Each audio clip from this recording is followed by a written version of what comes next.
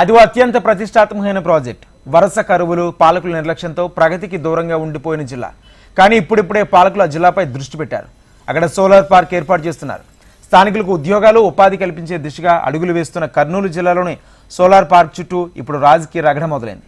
ఇది మా ప్రతిభని ఓ పార్టీ అంటుంటే, కాదు కాదు మా విజన్ అంటూ మరో పార్టీ చెప్పుకుంటుంది.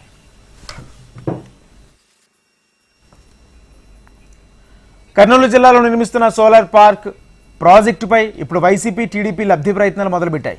ఇటీవల ఈ సోలార్ పార్కును AP deputy CM Pawan Kalyan సందర్శించి ప్రశంసలు కురిపించారు. ఇది అద్భుతమైన ప్రాజెక్టుగా ఆయన చెప్పుకొచ్చారు. బీడు భూములు ఇప్పుడు ఉపాధినిచ్చే ప్రాంతాలుగా, వెలుగులందించే కేంద్ర బిందువుగా మారుతుండడం పట్ల పవన్ సంతోషం వ్యక్తం చేశారు.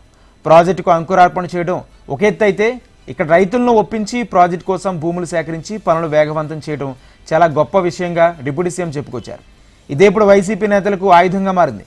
జగన్ పాలనలో ప్రాజెక్టులకు ఎంత ప్రాధాన్యత ఇచ్చామో కర్నూలు సోలార్ పార్క్ పురోగతి నిరూపిస్తుందని వైసీపీ నేతలు అంటున్నారు.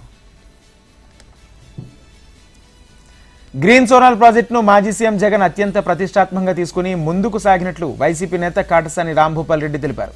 ఆయన చొరవ వల్లే ఆనాడు రైతులు స్వచ్ఛందంగా భూములు ఇచ్చారని తెలిపారు. ఒక ప్రాజెక్టు నిర్మాణంలో కూడా జగన్ హయాంలో పురోగతి వేగంగా జరిగిందన్నారు. ఈ విషయం AP deputy CM Pawan Kalyan బహిరంగానే ఒప్పుకున్నారని తెలిపారు. ఇందుకు పవన్ను తాము అభినందిస్తున్నట్లు తెలిపారు. జగన్ హయాంలో ప్రాజెక్టులు పరుగులు తీసిన విషయం కూటమి నేతలు గుర్తించాలన్నారు.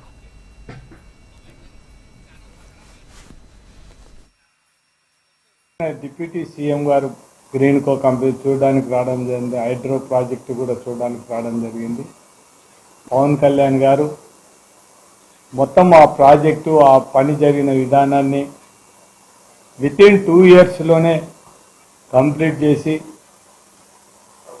ఒక భారతదేశంలోనే ఎక్కడ లేని విధంగా ప్రాజెక్ట్ అక్కడ తయారు చేయడానికి ఆనాడు మా ముఖ్యమంత్రి జగన్మోహన్ రెడ్డి గారు అయితేనేమి, అన్నిటికంటే ముఖ్యంగా ఆ పిన్నాపురం గ్రామ ప్రజలు, రైతులు, అదేవిధంగా తాండా వాళ్ళందరికీ కూడా కృతజ్ఞత చెప్పాల్సిన అవసరం ఉంది. అంతకుముందు మాట్లాడిన నాయకులందరూ కూడా ఏదో జగన్మోహన్ రెడ్డి ప్రభుత్వంలో ఇండస్ట్రీస్ అన్నీ కూడా ఎన్నికిపోతున్నాయి, ఏవి కూడా వచ్చినట్టుగా అన్నీ కూడా ఎన్నికిపోతున్నాయి, ఏ ఇండస్ట్రీస్ కూడా రావని మాట్లాడిన పరిస్థితి. అంతకుముందు మేము అధికారంలో ఉన్నప్పుడు మా మీద దుమ్మెత్తిపోయడం జరిగింది.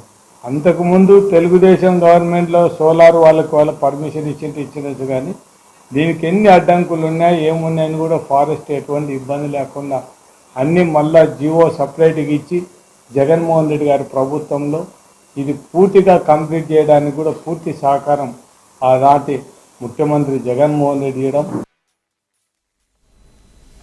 అయితే ఇక్కడే అసలు కథ మొదలైంది. వైసీపీ హయాంలో అభివృద్ధి మాటే లేదని, అందులో ప్రాజెక్టుల ఊసు అసలే లేదని మంత్రి టీజీ భారత్ కౌంటర్ ఇచ్చారు.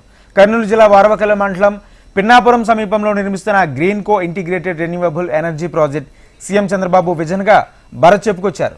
2014లో టీడీపీ అధికారంలో ఉన్న సమయంలోనే ఈ ప్రాజెక్ట్ ఏర్పాటుకు ఎంఓయూ కుదిరిందని ఆయన గుర్తు చేశారు. ఇది జగన్ సృష్టిగా వైసీపీ నేతలు చెప్పుకోవడం వారి దిగజారుడుతనానికి రుజువని చేస్తుందని విమర్శలు గుప్పించారు.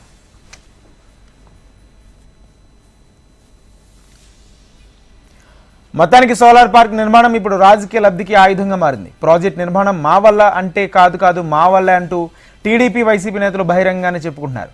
ఇక ప్రజలు మాత్రం ఎవరి హయాంలో ప్రాజెక్ట్ వచ్చిందన్నది పక్కన పెట్టి కర్నూలు జిల్లాకు మంచి రోజులు వస్తున్నాయని ఆనందం వ్యక్తం చేస్తున్నారు.